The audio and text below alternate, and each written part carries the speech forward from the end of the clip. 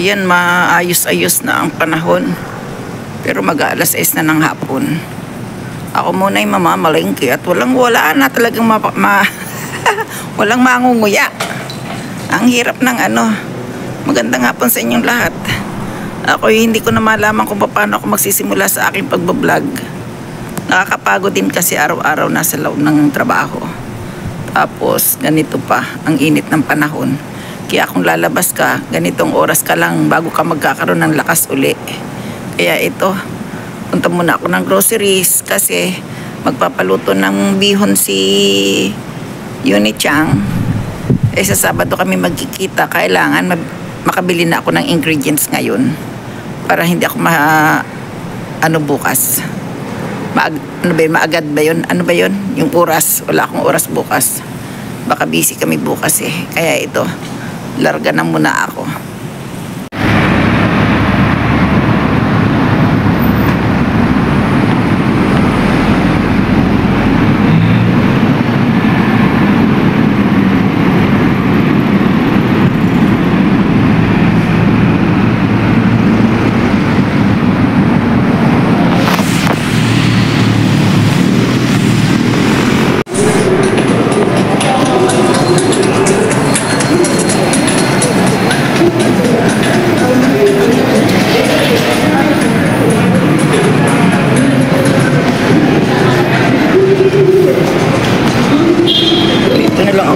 Masakit sa balakang.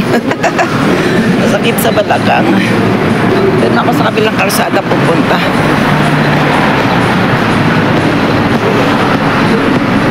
Ay kukunin lang ako.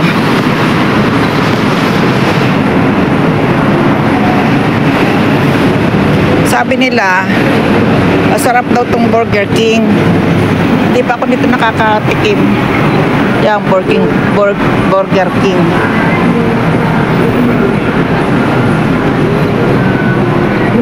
Dahil hindi nga ako mahilig sa hamburger.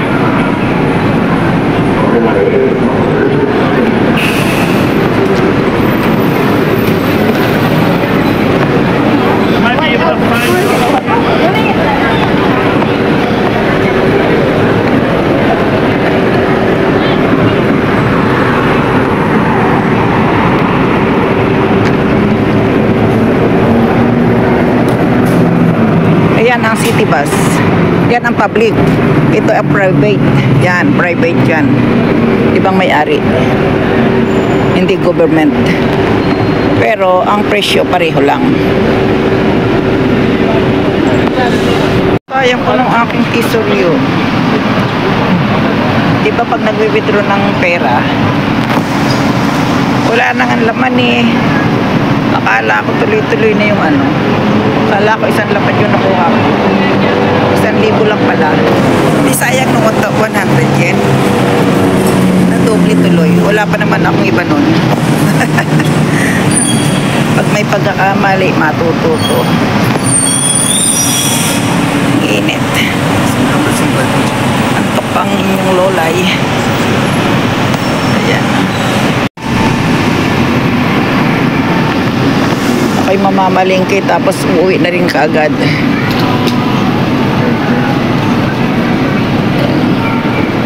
Ayan na, tatawid na ako.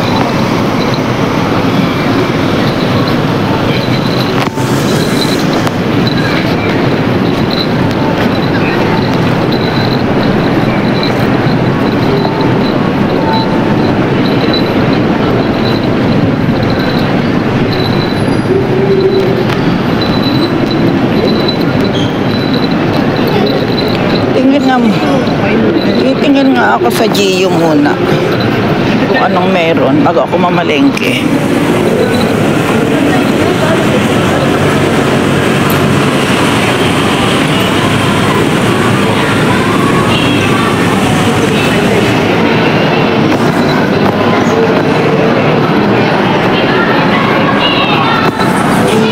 Ano saan nga ba? Anong Gio 1, 2, 3, 4? Tingin nga ako.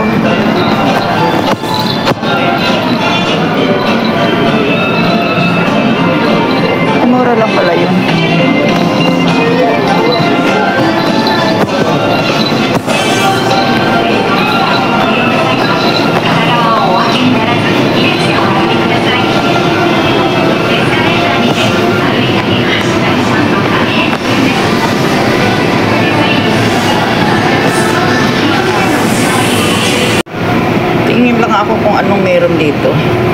Saan nga ba ang Uniqlo? Ay, hindi. ABC Mart Fashion.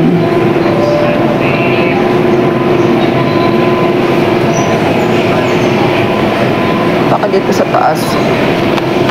Tingnan nga. Tingnan ko nga sa taas.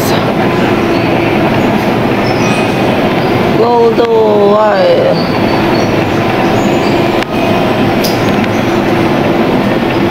Dito nga siguro. Dito nga ang Gio. May titingnan lang ako. Baka may natira pa. Ayan. Puro ano na kasi. Pang taglamig na.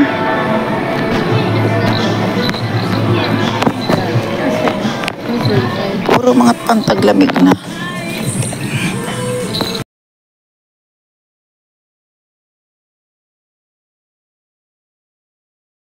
Ako dito. Ako'y bababa na. Baka kung saan pa mapapunta ang aking mga mata.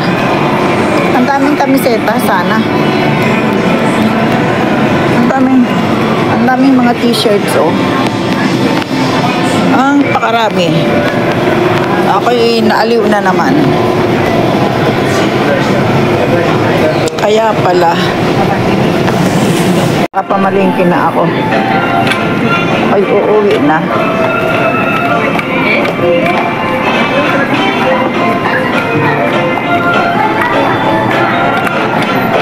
Dami ano.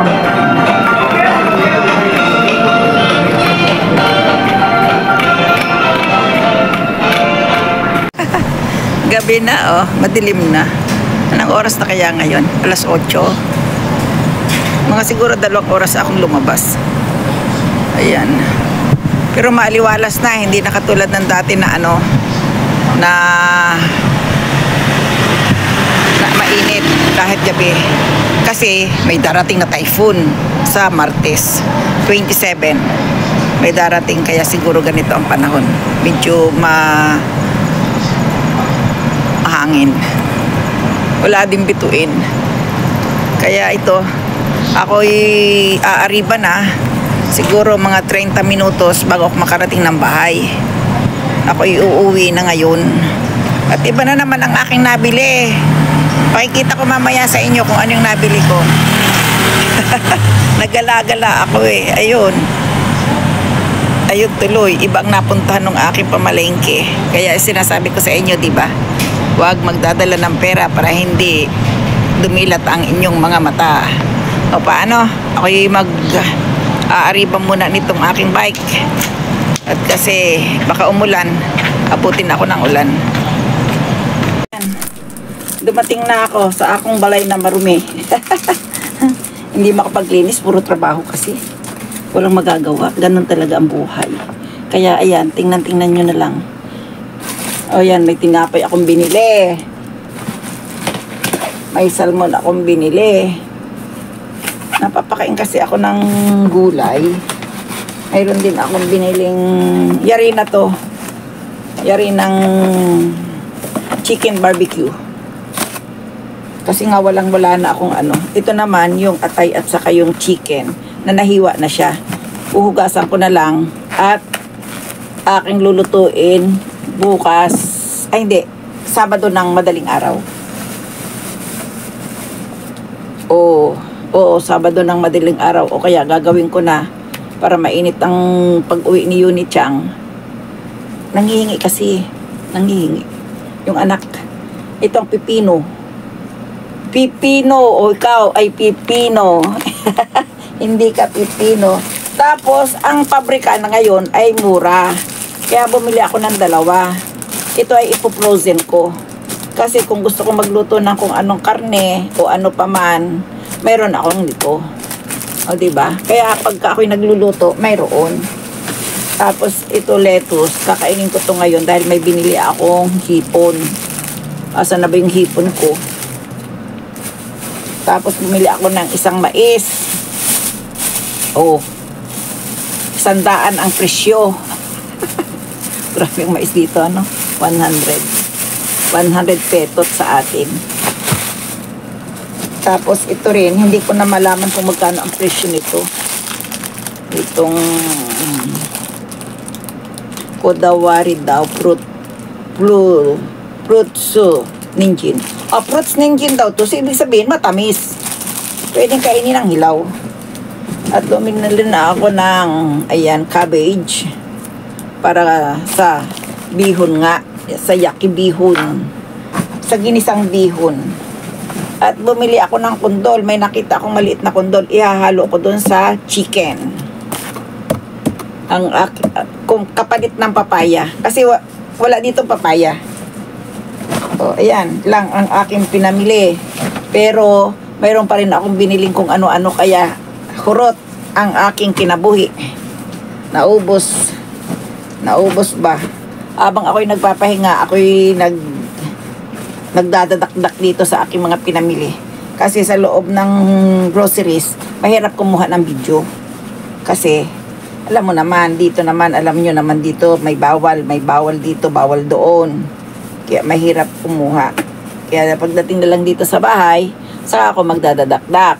O ngayon, may ipakikita ako sa inyo, hindi sa iyo, sa inyo. Mamaya, sandali lang. Hayaan nyo muna to ha, ito'y aking nilabhan. Pininaw ko muna bago ako umalis. Kaya ako ay, busy ang aking kagandahan talaga. Mahirap ang buhay ng sino pang gustong mag-abroad? Sino pang gustong mag-abroad at para maranasan nyo ang buhay ng nasa abroad kung gaano ka-busy? Na hindi na makapaghugas ng sariling pukikay, hindi kinainan. Hindi pukikay, kinainan. Ayun na naman, pagod na naman ako ngayon, kaya baka hindi ako maghugas ng ang dami kong hugasan din eh. Naku po. Tapos, may nakita ko yung doon. May nakita akong mga t-shirt. Yung binili ko doon sa isang grocery, sa isang department store. Ay nakita ko siya. Ito talaga ang hinahanap ko. Kaso, lahat puti na siya. Ito hindi ko na ipakikita. At baka may mag-mind. Ay, baka hindi ito kasya sa inyo. Tapos, bumili rin ako nito. Kasi ito nakikita ko sa online. Ganito, kaya lang mahaba dito ng konti. Kaya binili ko na XL para lousy. Alam nyo na ang gagawin ko dito kung ano. Ayan. Siya muna yung aking ihahanger para hindi masyadong busot. At saka wala akong paglalagyan. Ayan. Aray ko. Ito naman, katulad ng green. Mahilig ako sa damit na halos pari-pareho ang design. At mayroon na akong ipakikita sa inyo. Sa inyo. Ito.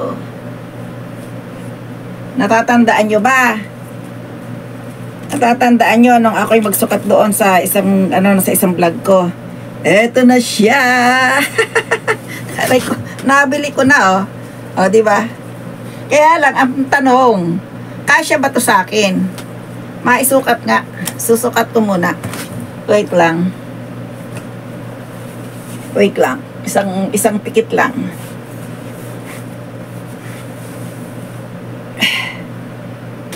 Kung kakasya, ay diswerte. Pag hindi kakasya, tanggalin ko rin tag. Kagaling talaga ni Lola, ay kasya.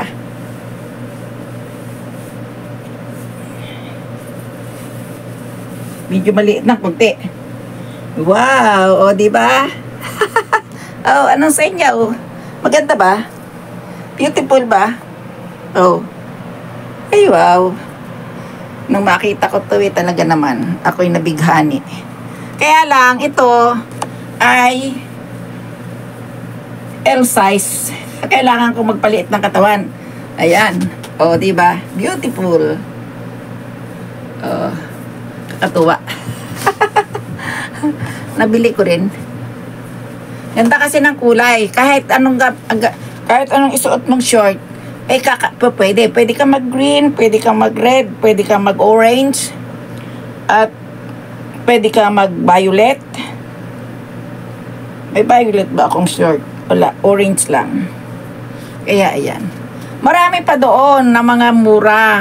Hindi mura, 500 yen. Kaso hindi maganda. Kaya bumili lang ako ng isa. Oh. Gusto ko kasi ang print nasa labas. O, diba? Para akong nag-uukay-ukay, ano. Ganito lang dito pagka tag-init. Nagbabargain sila. Sa Uniqlo to. Uniqlo. Mahilig kasi ako sa kamiseta. Sa totoo. Hanggang kamiseta lang ang aking hilig. O, diba? Beautiful ba? Beautiful. Oh, bye-bye! Sayonara! Sayonara.